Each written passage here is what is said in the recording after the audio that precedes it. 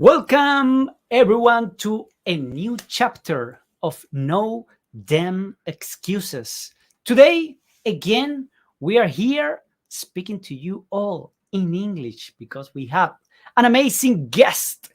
Let me read what we have found on our guest. He has worked in Nigeria, Texas, Atlanta, Connecticut, California, and San Francisco, performing work as consultant, product management lead, program manager, finance project manager, site leader, principal owner, and founder. Has spent the last 15 plus years helping entrepreneurs go farther, faster by finding expression for their ideas and capitalizing on growth. Through open innovation access, he raises entrepreneurs in residence to help bring ideas to live. He actively looks for underrepresented investors for this cause and works with investors too.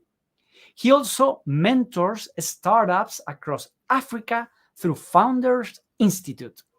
He's an inventor and uses his initiatives such as Rethink, Retool, an ideal blueprint that emphasize clarity for growth, have helped launch many ideas such as Jolt Career, Success Principles for Professional. He has an MBA from the University of Georgia's Terry College of Business and is a project management professional certified. Do you have the courage to follow your dreams like Sola, or will you be a dreamer forever?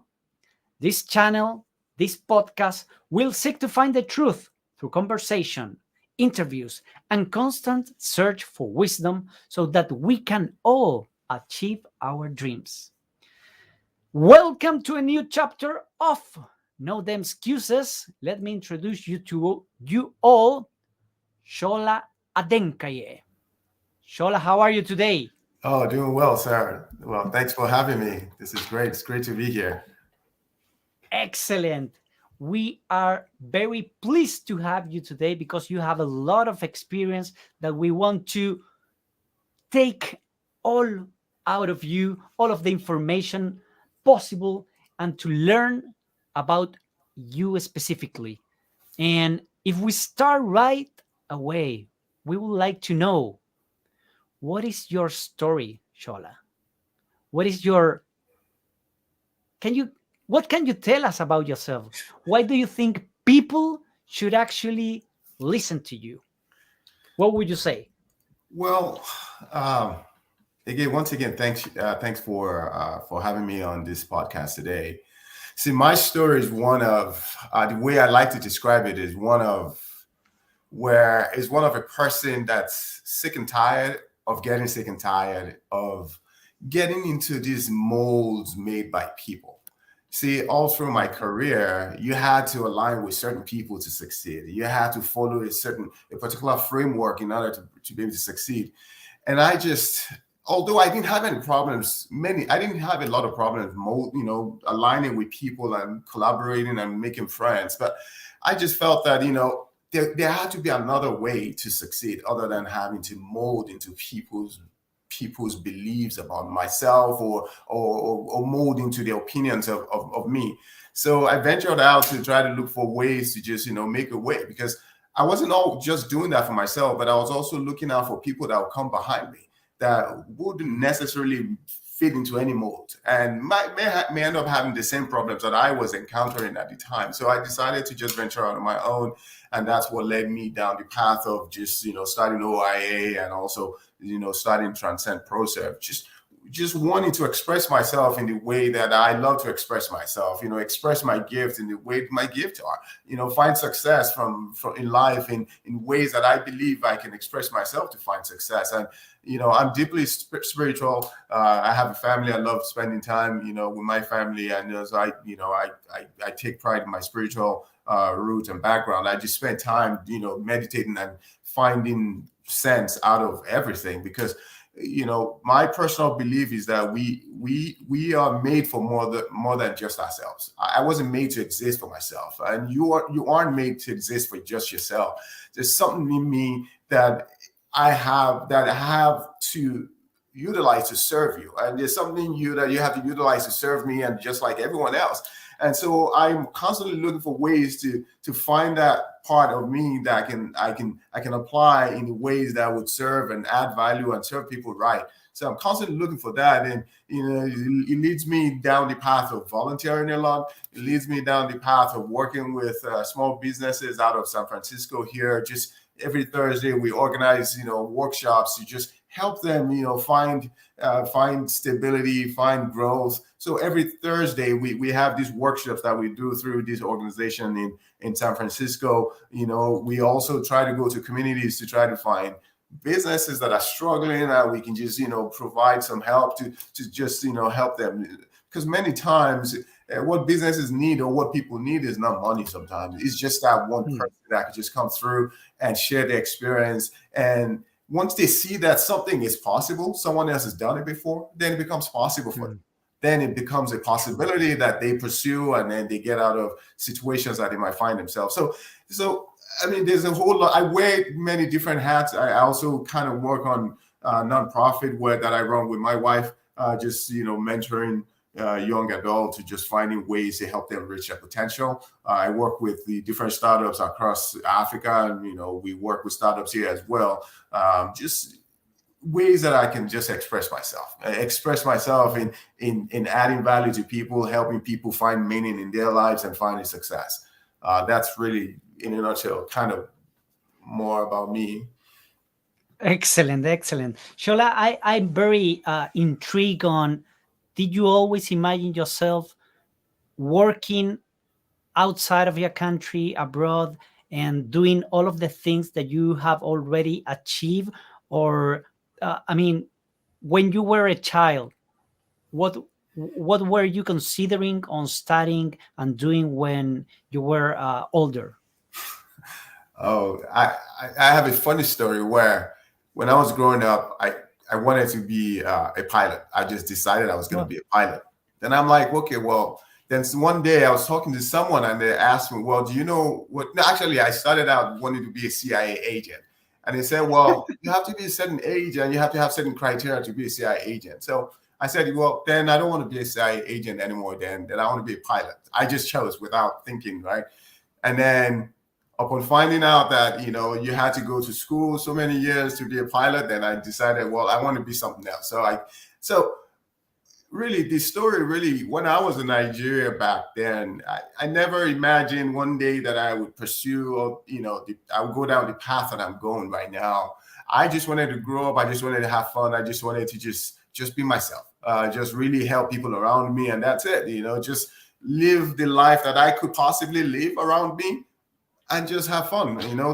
I never imagined a world outside of my world. I just imagined the world being around my world, and that's it. The only world I knew and I saw every single day was my world. And then at some point in time, I had worked in a bank for about 7 years, and I suddenly started growing this hunger within me that there has to be more. Then I started to read Time magazine, and it opened me up to a much bigger world. Then I became hungry for that world. I'm like, man, I have to taste this world. So I started to look for avenues to get out, into a bigger world. So I thought school might be the best way to go learn from other places, learn from other countries, and learn new cultures and new ways of doing things. So I considered many countries, but ended up in the US. And, I was fortunate. When I got here, it was a completely different world from my world. But I knew that I had to, I always remembered where I grew up. I always remembered, where I was trying to go. I didn't have any, I wasn't able to articulate. I didn't have any clarity on where I was going, but I knew I was going somewhere. I always had this thing in mind that I needed to do more in life. There's a whole big world outside of my world. So I need to be able to do something in this world somehow. But I didn't know what I was going to be able to do. I didn't have any plan, but I just kept on taking one step after the other. And every day that I took a step of courage, a step of bravery. Sometimes things didn't work out. Sometimes, I failed at one thing or the other. I just kept going and going and going, and things became clearer and clearer and clearer and clearer. And as I grew older, I started to grow this sense of living for other people. It's sense that I was to exist beyond myself, and that was also part of some of the learnings from my deep spiritual background, where I saw that I was made to exist for just my, more than just myself. So I started to seek purpose, and in seeking purpose, it led me down the path of wanting to help people, wanting to just do something significant enough. And I also thought that, well, I had to do something significant in order to be able to help more people. So I'm seeking significance all the time. Seeking what would make me more, what could I do that would be so significant that will help as many people as possible? So that hunger keeps me going all the time. But I never started out my life imagining this. As a matter of fact, when I stopped being a pilot, when I decided I wasn't going to be a pilot, I was going down the path of finance. I started at University of Georgia studying finance, and I imagined myself just either working on Wall Street or not working on Wall Street, or just having this, just working in a finance firm, crunching numbers all day. Then one day, they had us at University of Georgia, had us take this assessment test that revealed that I had different giftings or strengths in some other areas. So I decided to explore that area, that, it was more than just finance. I think that part was the part where I had this deep sense of helping people, this deep sense of caring for others. And, when I decided— What kind of test? It was an assessment test. It was Myers-Briggs test and testing. Oh, okay. Personality assessment testing. And so over time, I've also now developed my own personality assessment testing, but because I think it's very critical. It's very critical. It brings an awareness about ourselves. There's so much about us that we don't know. Many times our opinion of ourselves, or our perspective of ourselves, are what people think of us. Someone might say, well, you're not good enough, or you're this, or you're that, or you're that, and you make that your own personal beliefs about yourself. So this assessment testing help kind of bring some awareness about other things that that we have embedded in us, deep in us, that we wouldn't ordinarily pay attention to unless we heard it from someone we respected. But this personality assessment testing would bring them to light. So I developed the personality assessment testing as well. But that was kind of where the awareness came in for me. It brought that consciousness about certain things about myself, and I felt the hunger to explore that part of me. So I started to do that, and that led me to where I'm at today. That's amazing. I don't know if I get right that it was you choose first the country and then the university, or it was the university and then the country? It wasn't so much about the country. I was more after what I would learn, because the thing is, awareness is very important. The more you know, the more you can do. So I was more first after what I would learn. So I was looking at schools. I saw some course that I wanted to study, but it was in Poland. They don't speak English in Poland. No, actually, it was in Norway, not Poland. I was considering that as well, but it was in Norway. I received this. I was accepted there, and then I was also starting to shop around and look around, and I found this other course that I liked in Germany. They don't speak English in Germany, but I was ready to go either way, because I was more after what I was going to learn. What I was going to learn was what was going to help me help people eventually, right? So, and expose me to a bigger world than the world that I always knew. So I was more after what I would learn. And then eventually I saw this course in Georgia that I felt would also fit what I was trying to, do as well. So I decided to go there just because then it became a question. Then I went to the next level of, selection criteria, which was, well, all these three countries have great courses. All these three schools have great, pedigree and credibility. But then, one country speaks English, I would fit in better there than all this, than the other two. That maybe it's better for me to go here. So that was then how I chose the country. But it wasn't so much about the country first; it was more what I was going to learn first. Okay, now I get it. Thanks for clarifying that. And you mentioned when you were talking about like all of your experience and this test that you took, that ultimately led you to trying to find who you are, and you talk, I believe that you said purpose as well. um, so what led you to create your own businesses? When did you decided that it was enough working for a company and start creating your own business? So it was at the time, I believe it was about a couple years ago. I had moved up to Northern California, closer to San Francisco. And, I had imagined, like I said, I had tried to mold and I had tried to stay away from getting myself into these molds that people had. Every job I had, there was certain people you had to align with to succeed, or there were certain kind of criteria you had to follow in order to, or no, not even criteria, certain framework you had to fit into to succeed. So I was taking my last job. I was kind of, wanting to change jobs. I had worked in the company for about 7 years, and I wanted to change jobs to take a bigger challenge. And that was my biggest challenge. And that big challenge was at the time was overseeing a U.S. Army program, some sort of like data center program thing.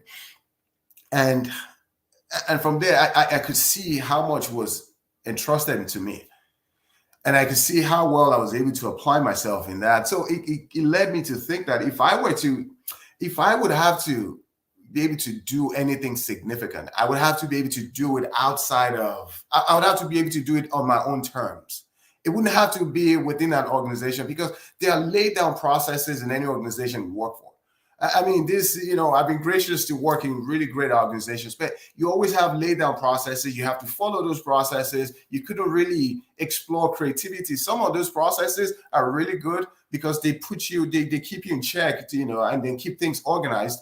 But sometimes if you are trying to explore creativity, some of these processes would hinder creativity pretty much. Because you really can't apply yourself in other ways. You have to follow these processes. So I thought that, well, for me to be able to do this, I needed to start my own company to be able to help people, to be able to, explore and express myself in a way, my creativity in ways that, without any boundaries or guidelines, as far as, as far as these processes were concerned. And at the time, I had made some mistakes in business myself. So I felt, well, I don't want anyone else to run into the same issues that I run into. How could I help people? So I decided, well, I would have to become a consultant in order to be able to help people. So I started out while working at night after work. I would, consult with some businesses. I was doing it on pro bono basis just to continue, just to get my feet wet and continue to help people. And eventually I pulled the plugs back in, I believe, 2018, 19, to just go out and just stop altogether. And just stop altogether and just go out on my own. But I had started the businesses before then, way back in 2013, 2011. I was doing them while I was working, but I was doing them at night. So I would have to finish my work, maybe 5, 6, 7, and then consult with 1 or 2 clients until maybe 9, 10, 11. And then work on the weekends, because I knew if I had to do it, I needed experience. I needed to, really get good, because no one pays for just good. Everyone wants to pay for what is really good. So I needed to get really good first. So, working with people, working with these clients, consulting, learning the process, So I was doing that while I was working, and eventually decided I was just going to pull the plugs after managing our program, because there was so much entrusted into me and there was so much I was able to do. I just felt that, if I continue, I would get sucked into the corporate world more and more responsibility will be dumped on me, and I would never be able to get out and do what I would love to do. So I decided to pull the plugs. It was a risk, but I pulled the plug at the time and just went out on my own. Excellent, excellent. I really like the phrase that someone from the audience, he said, "Purpose finds expression in exposure." Yeah, that's Thank a really you. good friend too. That's a really good friend. We went to school together. Ah, nice, very very nice. Thank you for being watching. So if we talk about your startup, is it a startup? Is it a business? Why does open innovation access exist nowadays? So, Hope and Innovation exists for one main reason, really. It was intended to help sort of raise the standard of living, not just in Africa, in many parts of the world, to help restore dignity to the living conditions that people are subjected to in many different countries, like, mostly in Africa, but also many developing countries. If you I don't know if you've noticed, but if you look on LinkedIn, you might have seen some pictures coming out of some countries in Africa where living conditions are so poor. So I started out there thinking, well, there has to be a way out. Well, we all grew up in many of these developing countries to depend on government to do everything for us. But I was thinking, well, if you depend on government, you're going to have to wait a long time because the government would have to get to it at some point in time. It might take some time, but they may get to it, but it will take some time. So I did some research and I found that some of the biggest factors to wealth creation, some factors that create, well, the people that hold wealth in this world are the people that own the source of wealth creation. It used to be land back in the day. If you owned the land back in the day, you were wealthy and you could produce with your land. But if you look on it, and then if you owned maybe connections to government, then you could also utilize that to make wealth. So the people that own wealth are the people that own the source of wealth creation back then. So I started to think, well, land is no more as valuable as it used to be back in the day. Many countries don't even really have agricultural practices anymore. We're not really investing in edtech, agri-tech, or even edtech as well as much. So it led me to thinking that, well, innovation was one other one, because when I did research back over 500 years, I noticed that innovation had always been part of wealth creation. Innovation had always been there. At some point in time, Netherlands owned a quarter of the world's inventions. As a matter of fact, building a ship came out of, they taught the world how to build ships. Netherlands, as small as that country is, seems to be, right? So I felt that innovation could be another way to build wealth. So I decided to go down that path. So if we're really going to change that narrative, help people really, become wealthy, or not even become wealthy, but at least, come up in living standards. Living standards are so poor in many countries. The living conditions are, so people are subjected to inhuman, subhuman living conditions. You'd have to see it yourself. So we started looking for entrepreneurs or people that just had ideas that would solve the problem for many people, ideas that would contribute to raising living standards in many of these countries. And what we found was there were many people, like I said before on LinkedIn, the world is not void of ideas. Africa is not void of ideas. There are many ideas everywhere. The problem is that, capital is usually a big factor. And then also finding those people that have the right ideas is another thing. So we came up with a single criteria that, well, anyone we work with have to have an idea that solves a problem for a majority of people. That's the only way we can really help start to make some impact to standard of living and help people restore, dignity to living conditions, their God-given dignity. And then in order to do that, the ideas have to be simple enough to where it's simple to work on, it's simple to develop, it's simple to fund. Because if you have a complicated idea, then the idea is complicated. It will be hard to explain. It will be hard to seek funding for. It will be hard to make or even to deploy. So we decided, well, the ideas have to be simple enough, but they have to solve problems that affect majority of people. And that's kind of what OIA is. So what we do now, we work with some boots on ground. We have some people in media who help us identify these people across Africa. We have people that we're working with in Nigeria and Ghana and Kenya. We're reaching out to Rwanda as well, and starting a joint venture in South Africa. And then we're venturing out. Once we go out through the rest of Africa, we're also going down to South America, because there's some things that are coming out of there as well. So when we now find these people, remember, they're not startups at that point. They're not even entrepreneurs at that point. They just have ideas. So what we do is to develop them into what we call entrepreneurs in residence. So we develop them first as a person, developing their skills, helping them to become more aware of themselves. We explore the ideas, we refine it to make it simple enough. And then once we do that, then we create a company, and then we make them CEO of their own company. The company is under us, but at least they come up to a level where they never imagined possible.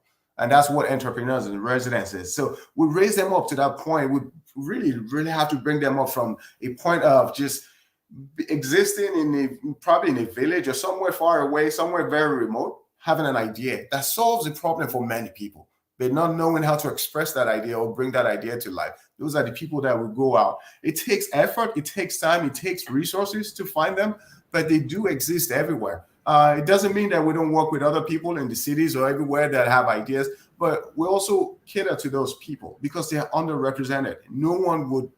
The ideas will never come to light, or may never come to light, because they have no access to resources that will bring ideas to life. It's not just capital, but just even the mentoring, the coaching, the knowledge of how to even develop a company.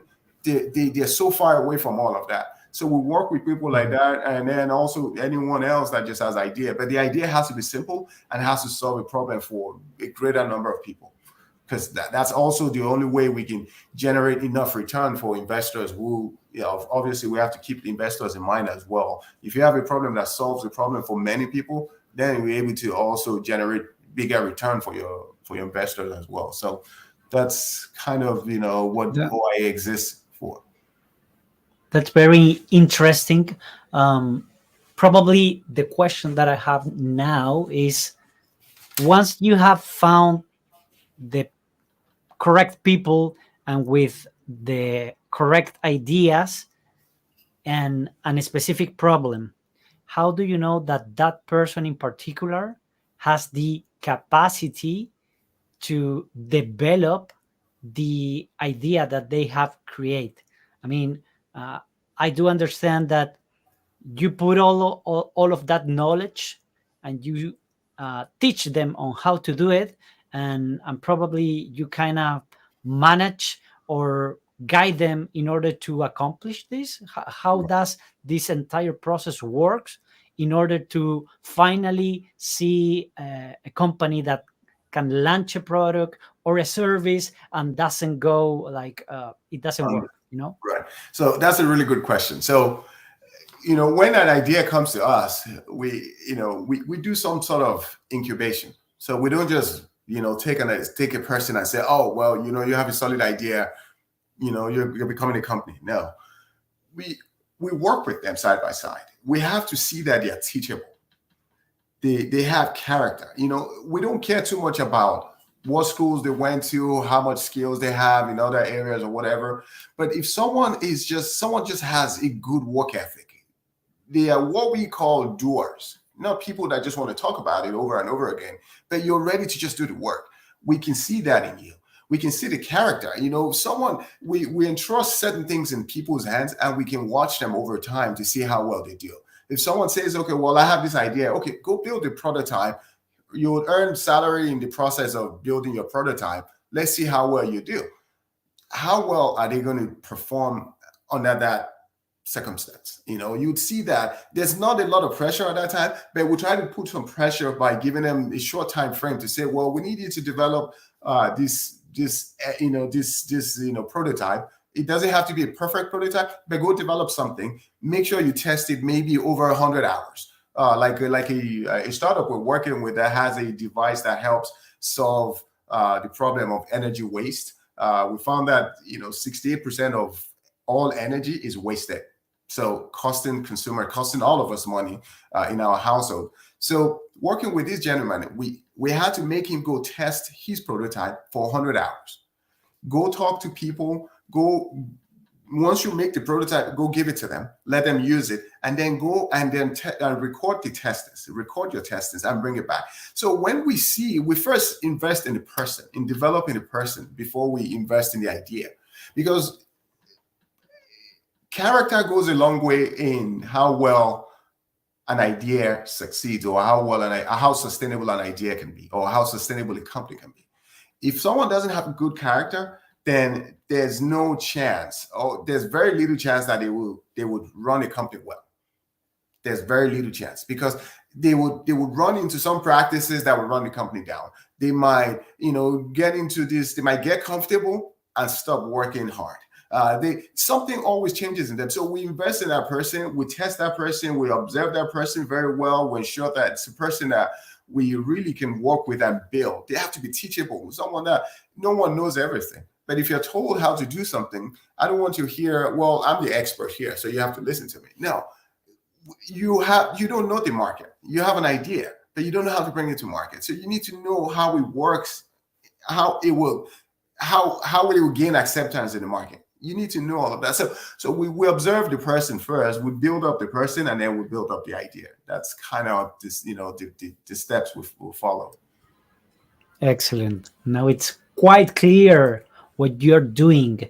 In terms of what you have seen and with your experience towards working with entrepreneurs, what do you think are still yet the most problems that entrepreneurs are facing when they are working with their startups, with their ideas?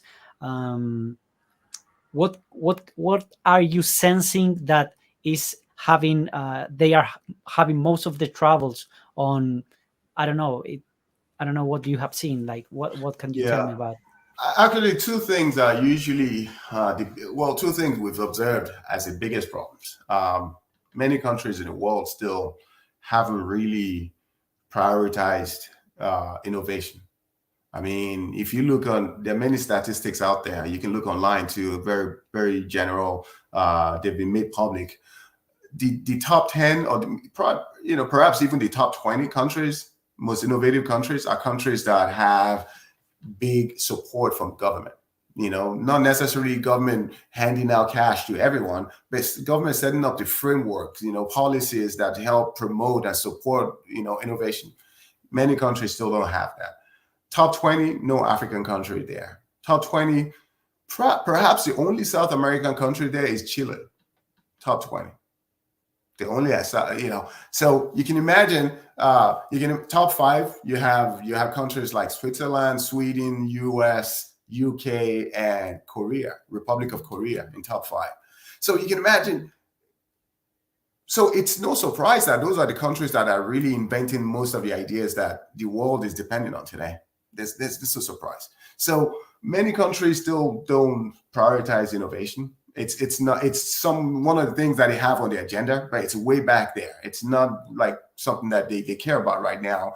I saw on LinkedIn where one of the leading African countries leaders said something one day that he was really frustrated. And he said that why would Africa with 1 billion 2 people be fed by Ukraine, who is currently in a war, but still exporting wheat to the continent, and the continent is still dependent on that. Why would that?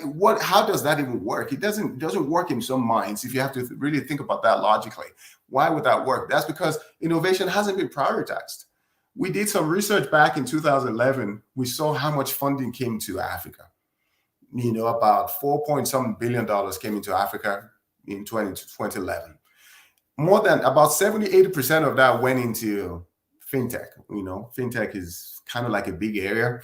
But the thing about fintech is that fintech is there, but they're not established markets for us to use those payment gateways and to help fintech even get bigger and thrive.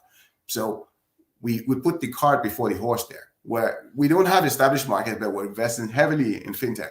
But fintech at the same time would benefit foreign market, right?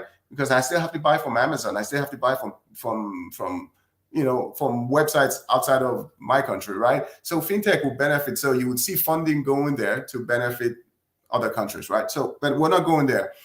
But if you look at edtech, education, less than 3% was invested in education. Out of the $4 billion, less than 3%. If you look at agriculture, less than 5%. So edtech, education, and agriculture, less than 7%. Though both areas. So there's not a lot of priority there. So it's no surprise that schools are going on strike in many different countries, and people are just not able to get good quality education. And so so that's one of the biggest problems. There's not enough government support, government policies that support innovation in many different countries. And the second one is funding, obviously. Traditionally, you might see on the media a lot, or you might see on LinkedIn or on the internet or on the news on CNN, oh, this company is investing $1.5 billion into this continent or into that country, into this and that. But how many people have access to that capital? There's more than half the people, more than half the startups today don't have access to those institutional based capital or funds. Traditional VCs, the process is, we are starting our own fund now. We're starting the fund called Green Fund. And this is the reason why we're doing that. Because when we come up with all these ideas, then we go to VCs and we say, oh, we have this great idea. Our startup has been developed. Here's the track record. Fund this idea. This idea solves problems. Many times the process is it's not the easiest process. It's not the easiest process for anyone to get funded. And you might see that even I have a colleague of mine who is inventing some idea to help women startups even get funded. Less than 2% of all funds around the world is going to women. That's even a separate problem on its own. But access to this capital is very, very, very difficult. So because the process is stringent, not everyone can really meet the criteria. Remember, I talked about molds. You have to kind of fit into certain molds in order for you to get anything done. So that's why we're starting our own fund too. It's not that we're just going to be handing out cash, but we want to make the process a little less stringent and more accessible to the ideas that would help solve these problems that we're trying to solve. I mean, we're aligning with ESG, UN's ESG. UN is clamoring, well, let all different countries begin to innovate. But without capital, you can't really align with that. You can't really do much. So that's why we're doing that. So those two problems are the biggest problems that startups face: funding, government support, government support, and also funding. Excellent. I believe that those two probably you can get the same in different kind of countries. Like it's quite similar. Yeah. Similar problems that entrepreneurs faced. In terms of the business model itself of Open Innovation Access, what can you tell us about, like, what is the value proposition that you are giving to entrepreneurs that decide to work with you guys, and probably what are your ideal client, who is based where? You talk a lot about that. Most of them are in Nigeria or Africa, but if anyone else is listening to this and he wants to go to Open Innovation Access, can he actually go into the I don't know if it is a cohort or how everything works? If you can explain and elaborate on that, please. Yeah, definitely. And definitely we're focusing a lot on Africa as a continent because we want to help that, but we're still very open to ideas across the world, especially in developing countries. South America is another area that we're really looking at. We're partnering with we're forming some partnerships in those areas as well, just to kind of help access talents in those areas as well. So The process really usually starts from, logging in, going to our website, oia-africa.com, and just signing up there, or reaching out to myself or a co-founder or someone on our team on LinkedIn. Usually LinkedIn, I'm on LinkedIn all the time. I have LinkedIn, I'm carrying LinkedIn with me everywhere. So if someone reaches out, I push them through the pipeline to the right person. The first thing we do is to first explore that person, to look at that person, to see who are they, what have they done, and then we interview them, we look at the ideas, and then we put them through. When they meet all that criteria, the initial criteria of just exploring that person, making sure that the ideas are viable enough, they're simple enough, they're workable. And then what we do is to put them through our own accelerator program. We had some sort of accelerator program where we would, but it's not the traditional accelerator program. Here, we're really focusing on the person, building the person up, and also building the idea up at the same time, and then building prototypes. And then we decide at some point in time, consulting our legal advisor, whether or not to patent or not to patent. Most of our ideas, we put patent on them in some countries, but some we don't even bother with patents. But so we decide that. And then once we go through all of that, then we now start to develop a company from there. We form a company name, we set them up, and then they start to rise as a leader. They build a team, and they can continue to work on the idea. They work on the idea to where the idea is mature enough to now be presentable to investor. The entire time we're seed funding them. This whole time, this whole process, we put them on some sort of salary basis where, we keep them looking forward to something, expecting something to come. We don't just give them a chunk of money and say, well, go develop that. That sometimes we see that really hampers creativity because someone now has some cash and they just don't work hard enough. So we put them on some sort of salary, and then they keep looking forward to something. We procure parts. If someone has a hardware that they're developing, if it's a software, we do all the subscriptions for them. One thing we started to do lately that we've tested is to sign people up into, rather than have our own in-house accelerator program, we're signing them up into FI. So once we've developed them into a company level, funded them up to that point, we run them through FI. We have two ideas, two startups in FI right now in Africa. And then we have some other ones in Ghana and also in Kenya that we're also working with. We sign them up through that. They go through that very robust accelerator program, getting exposed, getting thoughts from many different leaders from many different industries. And, so they continue to build from there. They build and then build. And then eventually we continue to work with them at the same time while we're running them through these programs. The reason we decided to do that is so that it's really for capital allocation. If people already have established accelerator programs, why do we want to set up our own? There are very good accelerator programs out there. So we chose Founders Institute accelerator program for some reason, just because they have the network. They have network. If we want to work with someone in South America, there's Founders Institute there. If we want to work with someone in Australia, there's Founders Institute there. And the Founders Institute established all across Africa. So we just run them through their own accelerator program. They already have this program already built and established over the years. So we run them through that, and then we continue to work with them, and then we take them and then get them funded, and then we get them on the market. So usually that's kind of the process. Along the way, we form partnerships. Along the way, as we form these partnerships, where if we need to form partnership with government, we form partnership with government. Like one of the ideas that we're launching this year, we're starting that idea in Africa first. That idea is addressing water. If you look at the United Nations projections, clean water shortage is going to escalate in Africa in the next. Well, actually, it started already. Nigeria is going to be short of clean water by up to 50%. Kenya is going to be short by up to 40%. Yeah, in the next couple of years. So we're addressing that.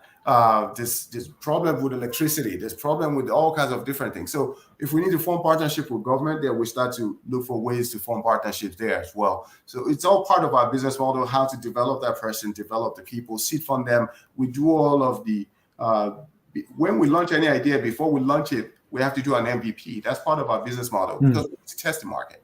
When we go in front of, when we get into these accelerator programs, we want to show some traction, that we have tested the market, and the market has accepted it to an extent. We need to design it further, and we need to add some feedback that we've received from the market to this idea to make it more robust and more acceptable. But at least we want to show some traction. So we do that as well. We'll come up with a revenue model ourselves. We really refine the value proposition is always the same. At the end of the day, we want what solves a problem that is so critical and affects a majority of people. Cool. Usually, very nice. It has to fall in that. And usually we try to define who our customer within that is, but we spend a lot of time in customer segmentation as well, just trying to understand who the right customer is, because we might be selling to the wrong customer who's not ready to pay. The customer is not the person that tells you that, oh, well, I like that idea, I will buy it. But the customer is actually the person that pays for it, right? Totally.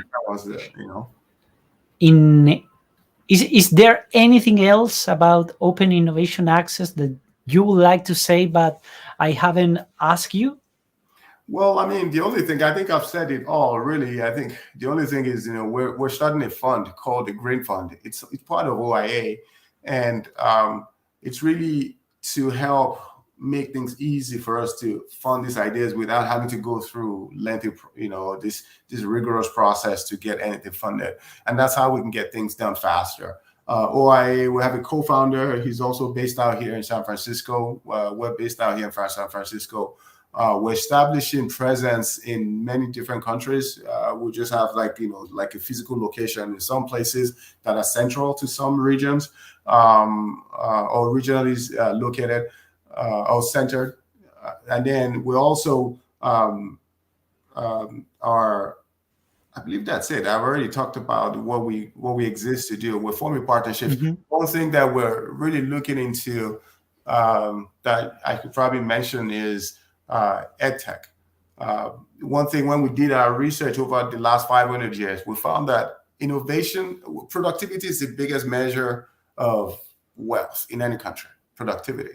Now, productivity, one thing that feeds productivity is innovation, right? When people become more innovative, they find creative ways to do things, and then they increase their productivity, right? But innovation cannot exist without solid education.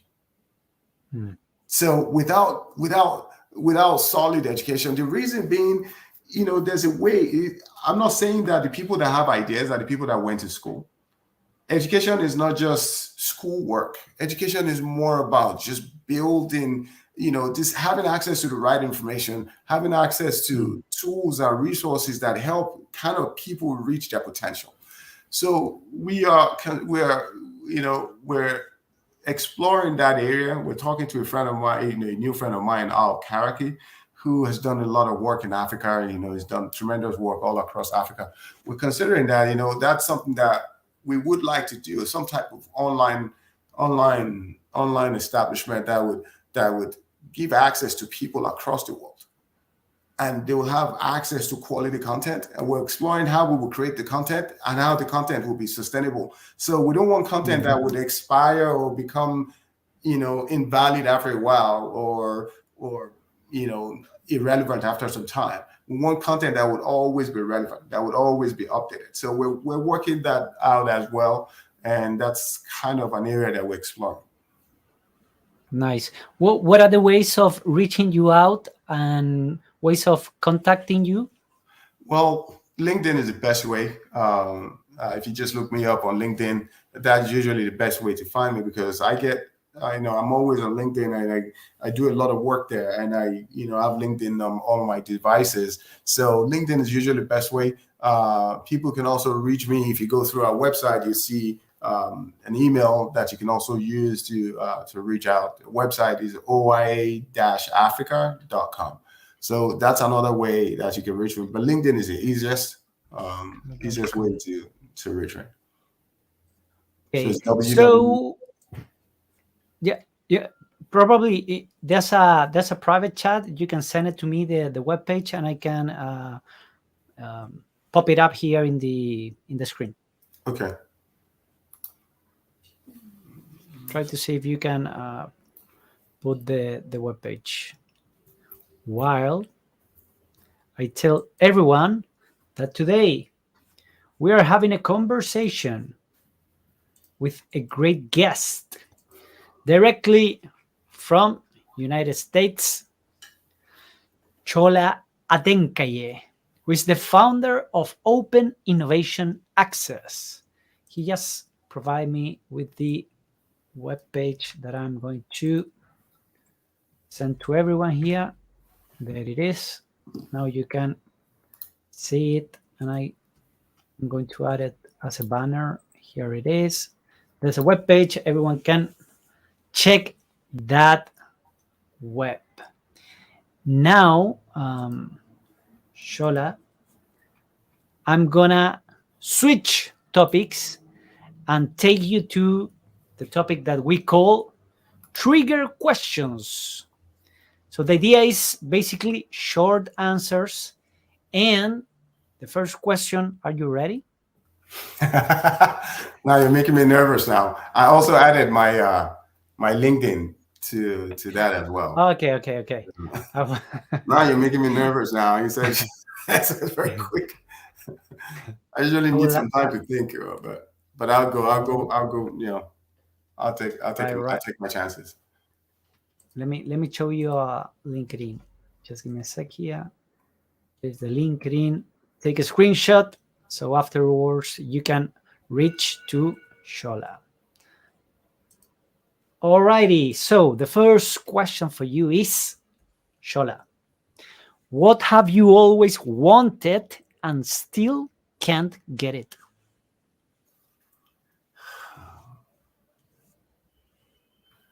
Well, there are many things I've always wanted.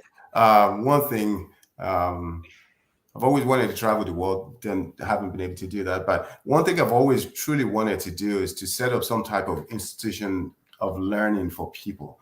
I strongly believe in education outside of school. There's also education outside of school. I strongly recommend school education. Go to, as far as you can go with your education, obviously. But there's also that part that helps build the soft skills, help people recognize or become aware of themselves. So I sorry, you said short answers. And what's holding you? Well, there are many. Really, nothing. I think it's the resources to get it done. It's more than just the financial resources, but also having the right people. It's a big project, having the right people, forming the right partnerships. We're starting to do that. Al Karaki is one person we're going to be, we're really looking at working with. He's done a lot of work. He's very knowledgeable and very experienced in agrotech and edtech. So, working with him will be great. But it's really just been having the right network. When we had this idea, it was ahead of its time. People didn't care about things like this, but now people are caring about things like this. So many things have kind of prevented us from being able to do this over the years. I think at this point, it's more of just having the right relationships, right connections to get this done. All right. Sola, number 2, what's your purpose in life? Help people reach their potential. That's just it. Okay. Number 3, what advice would you give to yourself as a child? Don't be afraid. And don't lose yourself in trying to please others. Don't even try to please others. Just do what you think is right. Excellent. Number 4, where do you see yourself in 5 more years? Leading changes in Africa. Yes. Great answer. And the last one, your biggest fear in life? I think it's a fear of people getting stuck and me not being able to help them, or not being able to connect with them to help them, or not being able to help them myself. Because I hate to get stuck. I've been stuck many times in the past, and I hate to see people stuck. So I think about how can I connect with all the people that are stuck or that can stuck, and have the right people that can help them, because I certainly don't have all the knowledge So you still need a network of people that have all the knowledge that can help other people get unstuck. So it's really just the fear of people getting stuck and me not being able to do anything about it. Okay, cool. So if someone is having troubles, problems regarding entrepreneurship, now you can go Yeah. knocking on doors on Sola. Then I'll be reaching out to good friends like Rodrigo, who also has Yes, great as well. ideas. Yeah. Reach out to all my friends. Excellent. Let me take you now to bonus track.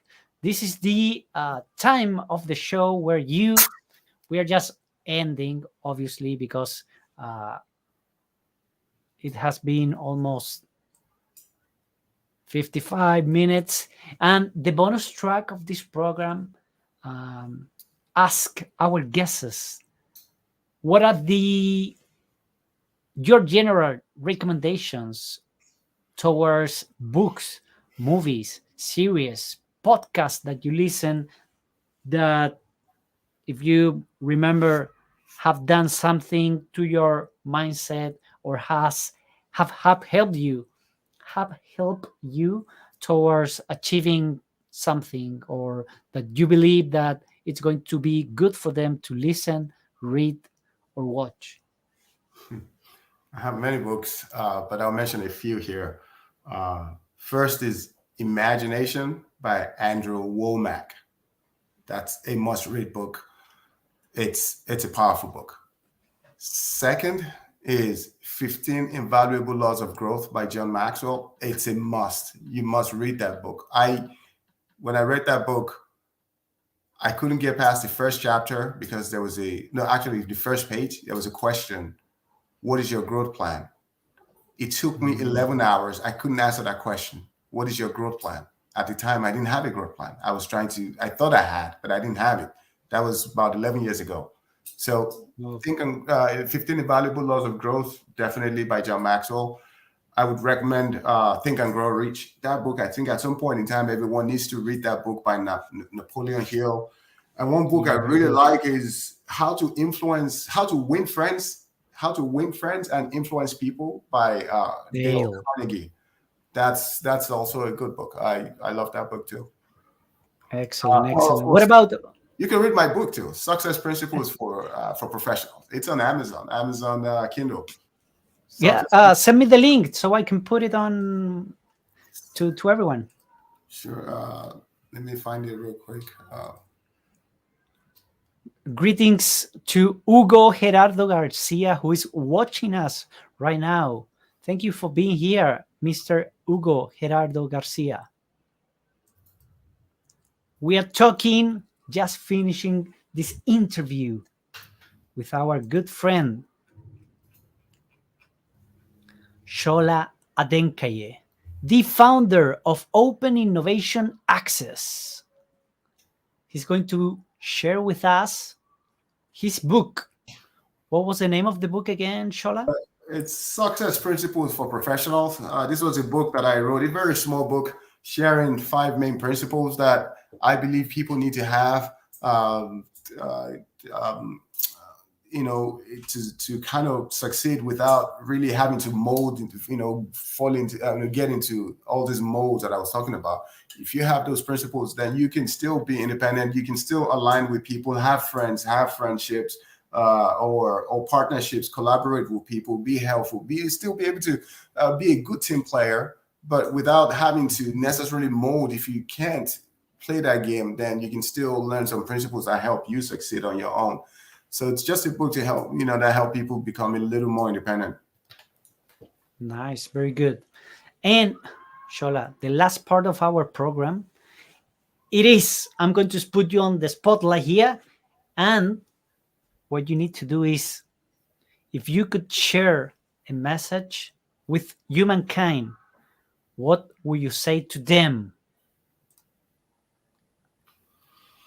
I'm going to put you in first person here. What I'll say is human beings are not created to exist in silos. None of us is created to exist by ourselves. We were created and gifted with certain things, certain strength, experiences in life to utilize to help others. Mm. So if we exist by ourselves, always doing things for ourselves, always doing things by ourselves, acquiring us, and accumulating just for ourselves, we're not living right, because Mm. life was a gift to us. All the gift, the Yes. strength, the talent, everything that you have, the experiences you have, the wealth, everything was all gifted to you somehow, because it's not just all based on hard work. Many people are working Mm. hard around the world, but they're not as successful, right? Mm. Many people are doing just everything right. They've gone to motivational speakers, they've done everything, but it's still not at that Mm. point. So whatever we have, none of us exists for ourselves. We exist Mm. to add value to others. So don't Nice. live in silo. Don't live for yourself alone. Great, excellent. I love it, Chola. It was fantastic to have you here on our program. I truly appreciate your time and sharing all of your knowledge with us. It has been very inspirational, and I love what you're doing with your company, and all of the success to you and all of the entrepreneurs that decide to join your program. Thank you so much. I really appreciate you doing this and giving the platform for people to express and share ideas like this. So thank you, and keep doing what you're doing, and log in and sign up to join Rodrigo on his podcast. Thank you very much, Shola. So Bye much. bye, everyone. Great show.